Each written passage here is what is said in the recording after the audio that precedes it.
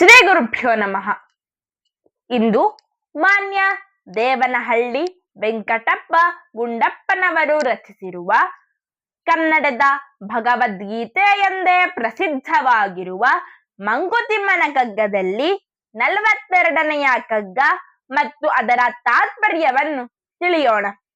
ಆಹಾ ಈ ಮೋಹಗಳು ನೇಹಗಳು ದಾಹಗಳು ಊಹಿಪೆಯ ಸೃಷ್ಟಿಯಲಿ ಹೃದಯ ಮಿಹುದೆಂದು ಓಹೋ ಹಾ ಎಂದು ನಮ್ಮ ಬಾಯ್ ಬಡಿಸುವುದೇ ಈ ಹರಿಬದೊಳಗುಟ್ಟೋ ಮಂಕುತಿಮ್ಮ, ಈ ಹರಿಬದೊಳಗುಟ್ಟೋ ಮಂಕುತಿಮ್ಮ.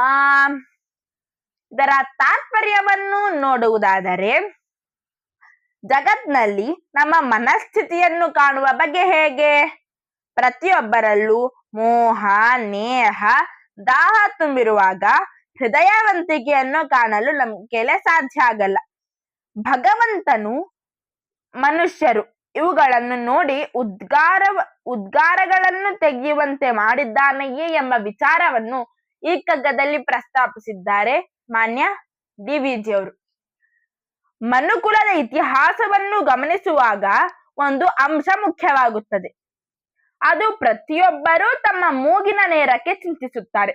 ಈ ಕೆಲಸವನ್ನು ಮಾಡಿದರೆ ನನಗೇನು ಲಾಭ ಎಂಬ ಪ್ರಶ್ನೆಯೊಂದಿಗೆ ದಿನವನ್ನು ಆರಂಭಿಸುತ್ತಾರೆ.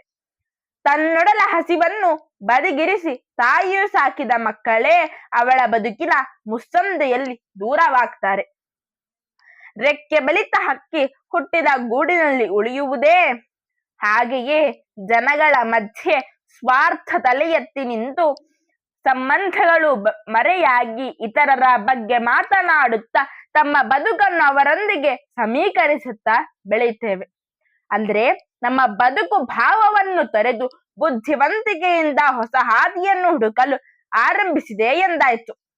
ನಮ್ಮ ಸಂಬಂಧಗಳನ್ನು ಪೊಳ್ಳುಗೊಳಿಸುವ ವಿಚಾರಗಳು ಒಮ್ಮೆ ಮನುಕುಲದ ತಲೆ ತಿರುಗಿಸಿ ಬಿಟ್ಟರೆ ಅಲ್ಲಿಗೆ ಕಥೆ ಮುಗಿಯಿತು.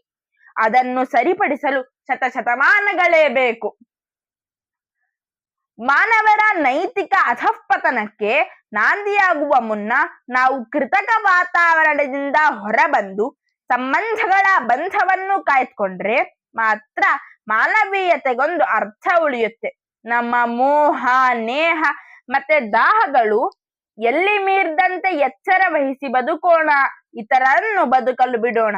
ಆಗ ಮಾತ್ರ ಜಗತ್ತಿನ ಬಾಳು ಸಹನೀಯವಾಗುತ್ತದೆ ಎಂದು ಇದರ ತಾತ್ಪರ್ಯ ಆಗಿರುತ್ತದೆ. ನಾಳೆ ಮುಂದಿನ ಕಗ್ಗ ಮತ್ತು ಅದರ ತಾತ್ಪರ್ಯದೊಂದಿಗೆ ಬರುತ್ತೇನೆ ಸ್ನೇಹಿತರೆ. ಸರ್ವೇ ಜನಾಃ ಸುಖಿನೋ ಭವಂತು, ಸಕಲ ಸನ್ಮಂಗಲಾನಿ ಭವಂತು, ಲೋಕಾಃ ಸಮಸ್ತಾಃ ಸುಖಿನೋ ಭವಂತು. ಧನ್ಯವಾದಾಃ.